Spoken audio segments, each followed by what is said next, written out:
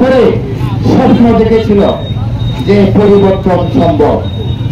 পরিবর্তন বলতে শুধু একটি রাজনৈতিক দলের পরাজয় নয়, কোন রাজা রানীর পতন নয়। এই দেশের মানুষ স্বপ্ন দেখেছে যে একটা পরিবর্তন। পরিবর্তন কি? ব্যবস্থা বদলাইতে হবে। যে আন্দোলনের ভিতর দিয়ে জাতি ঐক্যবদ্ধ হয়েছিল তা ছিল একটা বৈষম্য বিরোধী আন্দোলনের ভিতর দিয়ে একটা অসাম্প্রদায়িক গণতান্ত্রিক সামনের বাংলাদেশ প্রতিষ্ঠার কথাই কিন্তু এই দেশের মানুষ ঝাঁপিয়ে পড়েছিল।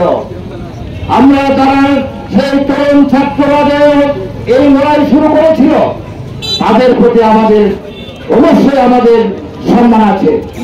তারা নিষ্ঠুর নির্যাতন ভোগ করে এই আন্দোলনকে তারা সার্বজনীন আন্দোলনে রূপান্তরিত করতে পেরেছিল। সেজন্য আমরা তাদেরকে কৃতজ্ঞতা জানাই। সেই সাথে আমরা যে স্বপ্ন দেখেছিলাম ব্যবস্থা পরিবর্তন করবে, কিন্তু দুঃখের সাথে আমরা দেখতে পেলাম যখন সেই অনুদয় সরকারের রাষ্ট্রপতির হাত থেকে যখন তারা শপথ গ্রহণ করল এবং বর্তমানে যে রাষ্ট্র নীতি সেই নীতি এখনো বহাল রয়েছে। এই রাষ্ট্রনীতি যতক্ষণ পর্যন্ত বহাল থাকবে ততদিন পর্যন্ত বাংলাদেশের সামনের বাংলাদেশ হবে না। এই দেশের ঘোষ দুর্নীতি লুটপাট বন্ধ হবে না। বেশিরভাগ মানুষের জন্য থাকবে না কোন সুযোগ সুবিধা।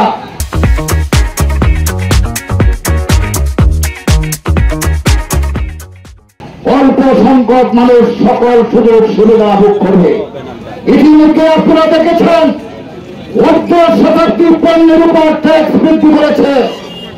কিসের জন্য? এই দেশের সরকারি কর্মকর্তাদেরকে তাদের মহার্ঘ ভাতা প্রদানের জন্য 7,000 কোটি টাকার প্রয়োজন। আমরা তো এরকম একটা অন্তর্বর্তীকালীন সরকার চাই নাই। এমন একটি সরকারি ব্যবস্থা হবে যে সরকারি ব্যবস্থায় সকল মানুষের যানবাহনের নিরাপত্তা থাকবে, সকল মানুষের স্বাধীনতা থাকবে, সকল মানুষ কথা বলতে পারবে। আমরা এরকম একটি রাষ্ট্র ব্যবস্থা চাই। সুপ্রিয় উপস্থিতি, গণতন্ত্র অভিযাত্রা সফল করতে আজকে যে কর্মসূচি সেই কর্মসূচিতে সংক্ষিপ্ত কথা বলার জন্য আহ্বান জানাচ্ছি বাংলাদেশ ছাত্র ইউনিয়ন দুর্গাপুর উপজেলা সংসদের বিপ্লবী সভাপতি ছিল। তার উপরে আবার এই অন্তর্বর্তীকালীন সরকার আরো অধিকতর ব্যাড ট্যাক্স সাধারণ জনগণের মাথার উপর চাপিয়ে দিয়েছে।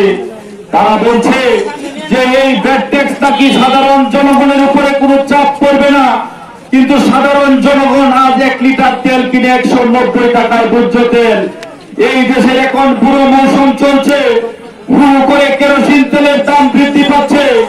আপনারা জানেন যে সরকারি ভাবে আমাদের দেশের যে সারের দাম ডিলারের মাধ্যমে 1000 টাকা 1040 টাকা বেঁধে দিয়েছে, কিন্তু এই দুর্গাপুর বাজার থেকে যারা ক্রয় করছেন সারা বাংলাদেশের চিত্র 1450 টাকায় সারের বস্তা কিনতে হচ্ছে। আমরা এই ধরনের ব্যবস্থা আমরা দেখতে চাই না। 16 বছরের ফ্যাসিবাদকে যেহেতু মসনদ থেকে আমরা তাড়াতে পেরেছি, আপনারা এমন কোন লস্যি হয়ে যান নাই যে আপনাদের তাড়াতে আমাদের কয়েক ঘন্টা সময় লাগবে।